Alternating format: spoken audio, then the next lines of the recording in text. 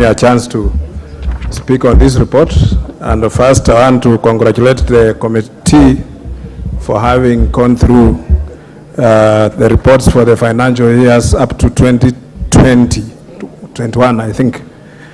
Mr. Speaker, listening to the chair as he was moving the report, it just explains public wastage in public service and all that, Mr. Speaker. How can a building be constructed for over 30 years, one building in one institution, and there are many others, white elephants in ministries and everywhere? We need to look why are we still pumping money in such institutions, and we still find that every financial year, there's money allocated to such functions. We need to examine this and audit these corporates, state corporates, to make sure that the funds, the taxpayers' money does not go to waste.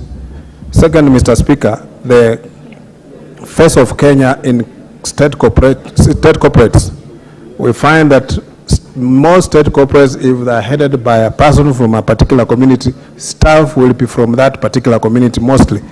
And also, people with disability, we have seen appointment after appointment, and we are not seeing people with disability being given a consideration. Yet the law is there, the law is clear. The law says about 5% of public service should be reserved for people with disability.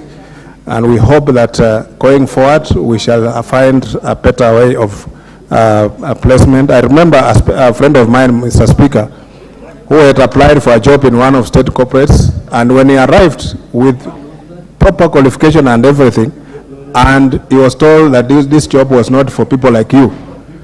So he demanded to know why, and he brought the case to me, and I approached the minister then, Mr. Speaker, and the minister ordered the committee to interview the man, and he was given the job.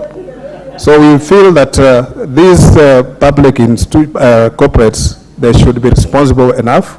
The people who are appointed to those positions and are given public funds, they should make proper usage of the funds so that they are accountable. And they must always account with, it doesn't matter who you are. Once you are in that position, managing public funds, you must be responsible enough and be accountable for every cent that is given to that institution. Otherwise, they must face the music. Anyone who has squandered the funds or used the funds properly, not properly, they must be, Mr. Speaker, taken to book to account.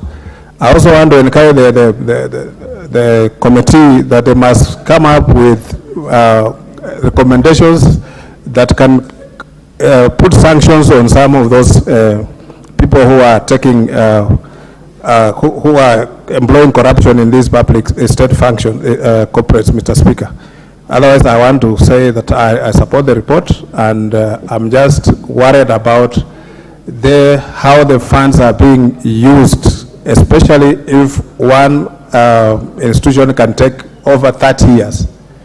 30 years. We just want to know how much money has been sunk in such an institution. Mr. Speaker, thank you. Francis Segei.